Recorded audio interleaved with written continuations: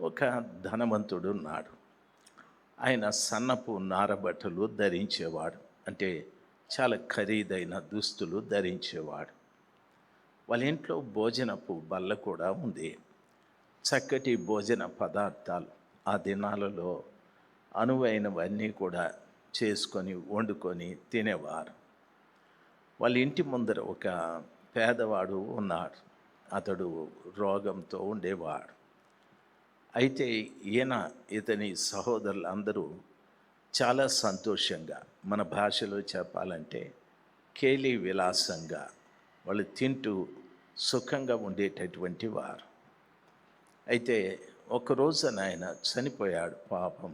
ఆ చనిపోయే ఆ ఇంటికాడ పేదగా ఉన్నటువంటి వ్యక్తి చనిపోయాడు. బైబిల్ అంటది ఆయన్ను దేవదూతలు తీసుకెళ్ళారు అని. ఈ ధనవంతుడు కూడా చనిపోయాడు. ఆయన మనుషులు తీసుకెళ్ళి పాతిపెట్టారు అంటారు. అంటే ఈ వ్యత్యాసాన్ని చూడండి. భూమి మీద మంచిగా ధనము, మంచిగా ఇల్లు, మంచిగా భోజనాలు, చక్కటి వస్త్రాలు, మంచి సదుపాయాలు కలిగినటువంటి వ్యక్తి చనిపోతే మనుషులు తీసుకెళ్ళి పాతిపెట్టారంటారు. అయితే కడు దరిద్రుడైన కురుపులతో శరీరంలో చీము నెత్తురు కారుతూ, కుక్కలు నాకుతూ, చాలా హీనమైన పరిస్థితుల్లో జీవిస్తున్నటువంటి ఆయన చనిపోతే దేవదూతలు తీసుకెళ్ళారు అని చెప్తారు. అప్పుడు దేవుడు పక్షపాతి అందామా, లేక మనం జీవించిన జీవితంలో తేడా అందామా? ఈ వ్యక్తి అన్నింటిలోనూ అభివృద్ధి పొంది సుఖవంతమైన జీవితం జీవించాడు. ఆ వ్యక్తి ఏమీ లేకపోయినా భక్తి జీవితాన్ని కలిగి జీవించాడు. ఆయన భక్తి ఇతరులకు తెలియకపోయినా ఆయన శరీరంలో భక్తిని పాటించటానికి అన్ని అనుకూలమైన పరిస్థితులు లేవు. భోంచేయటానికి భోజనం లేదు, ధరించుకోవటానికి బట్టలు లేవు, ఉండటానికి ఒక మంచి వసతి లేదు. ఆయన ఒక సునగోగుకు వెళ్ళటానికి వెళ్ళలేదు. ఎక్కడో వెళ్ళి ధర్మశాస్త్రాన్ని వినటానికి కూడా అవకాశం లేదు. ఒక శాస్త్రితో కానీ పరిసయ్యునితో కానీ ఎవరితోనూ సంబంధాలు లేవు. ఇటువంటి అనేక విధములైన క్లిష్ట పరిస్థితుల్లో ఆయన తెలుసుకున్నది ఏమిటంటే, నాకెవరున్నా లేకున్నా దేవుడున్నాడు అని తెలుసుకున్నాడు. అన్ని పరిస్థితుల్లో ఆ దేవుడినే చూశాడు. ఆయనకి ఎన్ని కష్టాలు వచ్చినా, ఎన్ని నష్టాలు వచ్చినా దేవుడినే చూశాడు. భూమి మీద ఎవరు ఒంటరిగా ఉండడు. ఆయనకంటూ ఏవో కొన్ని సంబంధాలు ఉంటాయి. అన్నదమ్ములో, అక్క చెల్లెల్లో, తల్లిదండ్రులో, లేక వాళ్ళు వీళ్ళు సంబంధాలు ఉంటాయి. ఆయన తనకున్న ఆ క్లిష్టమైన పరిస్థితుల్లో ఒక గొప్ప సమాచారం ఏమంటే, ఎవరిని నిందించలేదు. వాళ్ళు నన్ను చూడలేదు, వాళ్ళు నన్ను పట్టించుకోలేదు, ఫలానా వాడు నాకు ఫలానా సంబంధి అని ఎప్పుడు ఎవరిని నిందించలేదు. తాను కూడా నిందించుకోలేదు. యోబు నిందించుకున్నాడు. నేను పుట్టకపోయింటే బాగుండు, నా గర్భంలో పిండంగా ఉన్నప్పుడే నేను లేకపోయింటే బాగుండు, సమాధి నాకు అక్క అని చెప్పాడు. రకరకాలుగా తాను శపించుకున్నాడు. బాధను బట్టి ఈయన ఎక్కడ శపించుకోలేదు. ఆ రీతిగా దేవుణ్ణి చూసినటువంటి వ్యక్తి, దేవునిలో ఎదిగిన వ్యక్తి ఎన్ని వచ్చినా తాను శపించుకోడు, ఇతరులను శపించడు, పరిస్థితుల్ని బట్టి కృంగిపోడు. ఒక బాధాకరమైన సమాచారం, ఆయనకు చీము నెత్తురు కారుతుంటే కుక్కలు నాకేటివి అని చెప్పారు. అప్పుడు ఎంత నెత్తురు కారుతుంటే, ఎంత చీము కారుతుంటే కుక్కలు నాకుతాయి. అంత దీన పరిస్థితుల్లో కూడా దేవుణ్ణే చూశాడు. ఎదుగుదల ఏది అంటే మన జీవితంలో దేవుణ్ణి చూడడం. ఎదుగుదల ఏది అంటే అన్ని పరిస్థితుల్లో కూడా మనము ప్రభు వైపే చూద్దాం. ఆరోగ్యమున్నా లేకపోయినా, ఆర్థికమున్నా లేకపోయినా, లేక పరిస్థితులు అనుకూలంగా ఉన్నా ప్రతికూలంగా ఉన్నా దేవుణ్ణే చూడాలి. అందుకే దేవుణ్ణి చూస్తూ బ్రతికినటువంటి ఆయన చనిపోతే దేవుడు దేవదూతల్ని పంపించినాడు. ఎంత గొప్ప భాగ్యం చూడండి. మనము దేవునిలో ఎదుగుతూ దేవుణ్ణి చూస్తూ బ్రతికితే మన చావు కూడా అంతే. దేవదూతలు తీసుకెళ్తారు. ఒకవేళ మనము చాలా మటుకు ఏమంటామంటే, మనం మనుషులం కాబట్టి మనకు ఇట్లాంటి శోధనలు సమస్యలు వచ్చినప్పుడు తడబడేది అది వాస్తవమే అని అంటాం. లేదు, ప్రభుని చూసేటటువంటి వారు నిఖరంగా ఉంటారు. అందుకనే ప్రభు ఒక మాట చెప్పాడు, నా మాటలు విని ఆ ప్రకారంగా జీవించేవాడు బండ మీద తన ఇంటిని కట్టుకున్న వాడిని పోలి ఉంటాడు. వాని మీదికి వర్షం వస్తుంది, వరద కూడా వస్తుంది, కానీ వాడు అటు ఇటు తొలగిపోవడం, వాడు కట్టుకున్న ఇల్లు నికరంగా నిలబడుతుంది అని చెప్పాడు.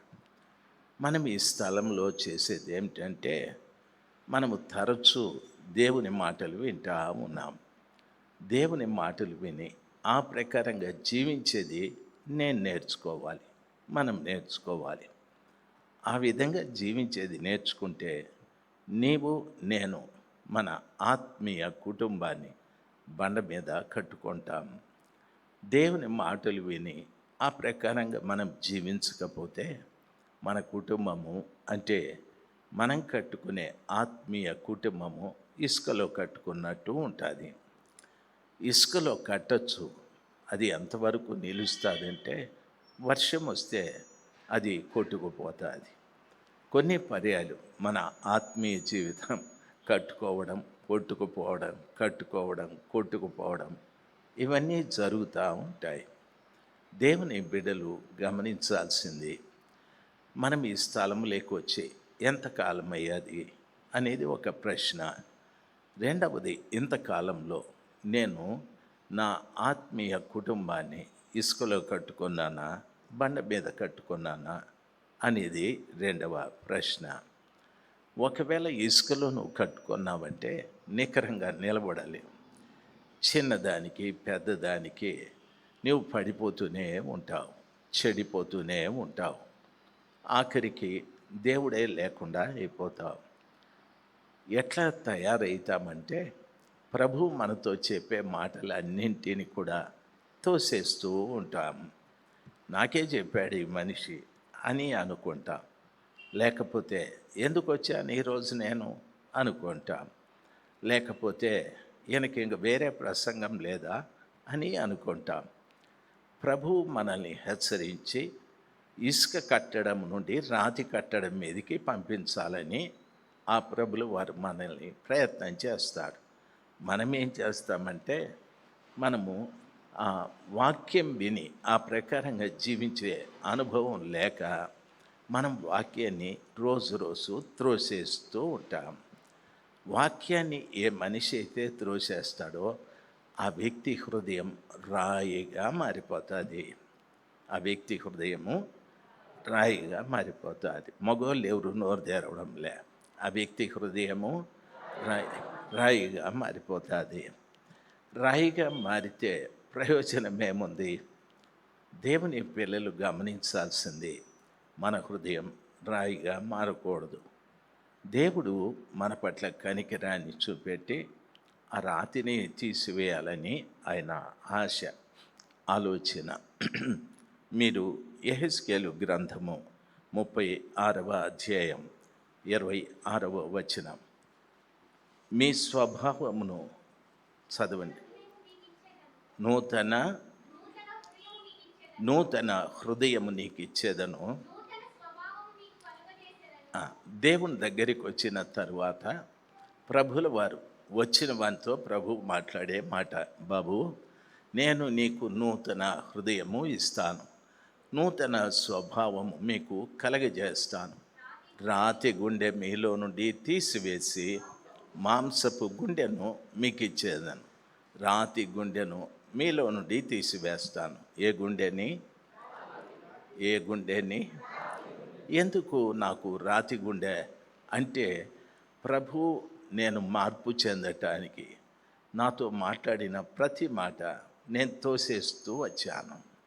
నేను త్రోసివేస్తూ వచ్చిన కారణాన నాకు తెలియకుండానే నా హృదయము రాయిగా మారిపోయాది. నాకు తెలియకుండా నా మాటలు రాయిగా ఉంటాయి, కఠినంగా.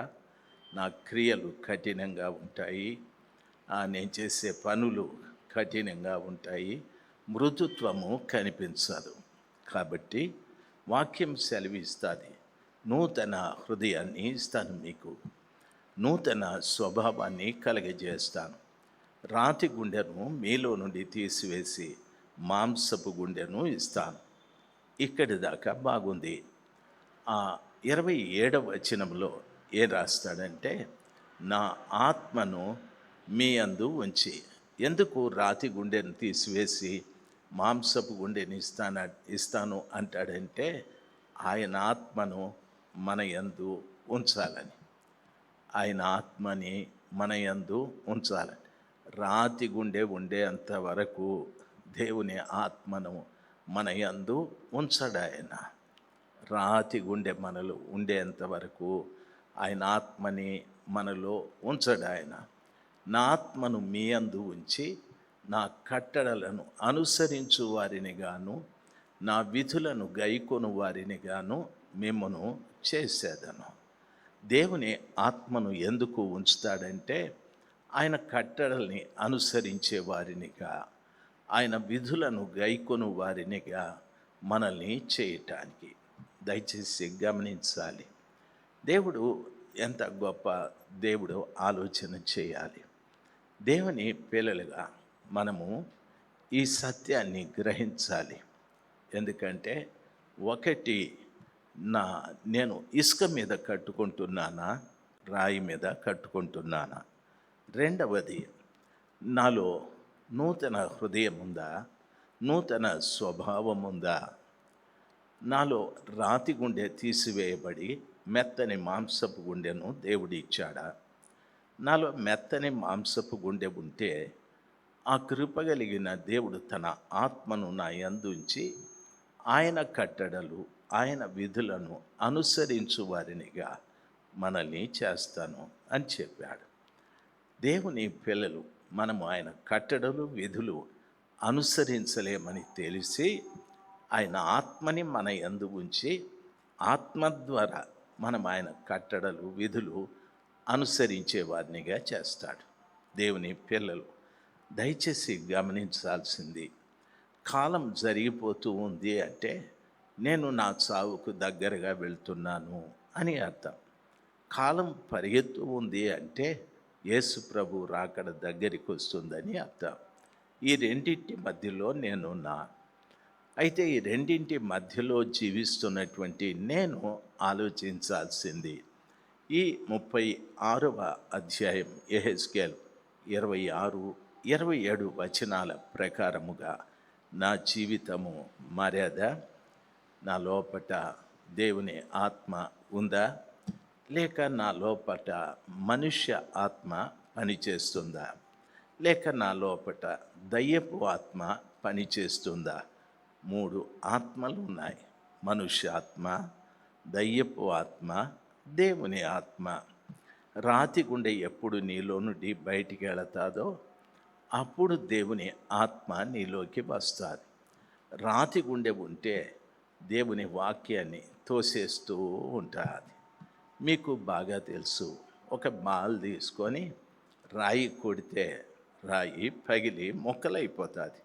అవునంటారా? అవునంటారా?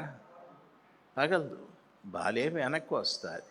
ఎందుకంటే దాంట్లో కఠినం ఉంది కాబట్టి. దేవుని వాక్యం నీ దగ్గరికి చాలా పర్యాయాలు వచ్చాయి, నీవు దాన్ని నిర్లక్ష్యం చేశావు, అలక్ష్యం చేశావు, అసలు ఆ వాక్యం పట్ల ధ్యాసే పెట్టలేదు. అందుకని దాని మూలాన నీ హృదయం రాయిగా మారుతూ వచ్చాది. నీకు తెలియక చాలా పర్యాలు నీ ఆత్మతో నింపు ప్రభా, నీ ఆత్మ నాకు దయచేయి ప్రభా, నీ ఆత్మ నాకు దయచేయి అని అడుక్కుంటూ ఉన్నావు. ప్రభు పద్ధతి ఒకటి ఉంది. మన పద్ధతిలోకి ప్రభు చస్తే రాడు.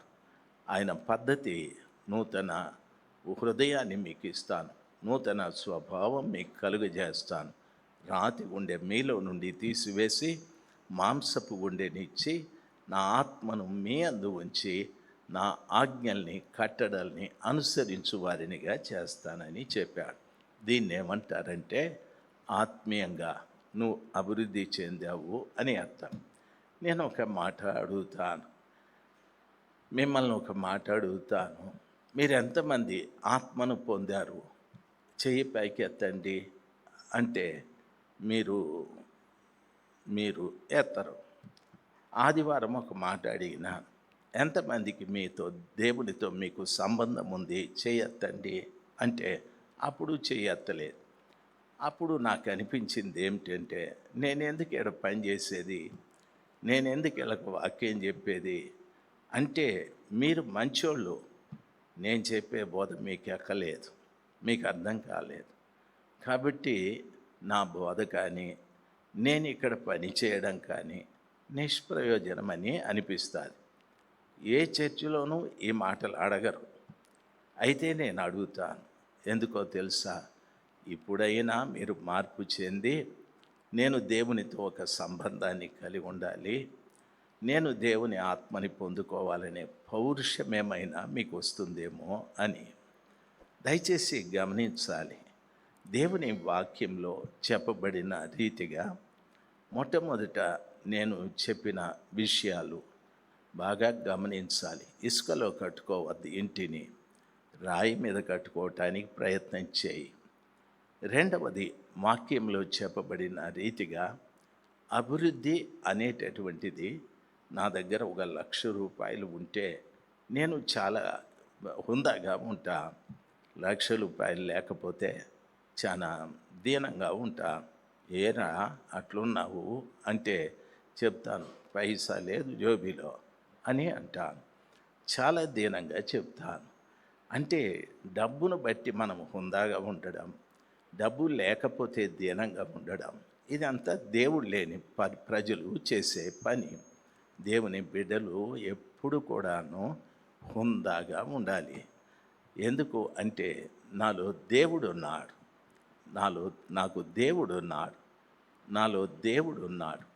నాలో దేవుని ఆత్మ ఉంది అనే ఆ హుందాతనం మనం కలిగి జీవించాలి. ఎందుకంటే బైబిల్ చెప్తాది, ఏమని చెప్తాదంటే, యెహోవాను దేవునిగా కలిగిన ప్రజలు భాగ్యవంతులు అని చెప్తాది. అందుకు మనకు హుందాతనం ఏమున్నా లేకపోయినా ఈ సర్వలోకాన్ని సృష్టించిన దేవుడు నాకున్నాడు అనే ఆ హుందాతనం మనకు ఉండాలి. ఆ రీతిగా మనం జీవించటానికి ప్రయత్నము చేయాలి. దాన్ని ఎదుగుదల అని అంటారు.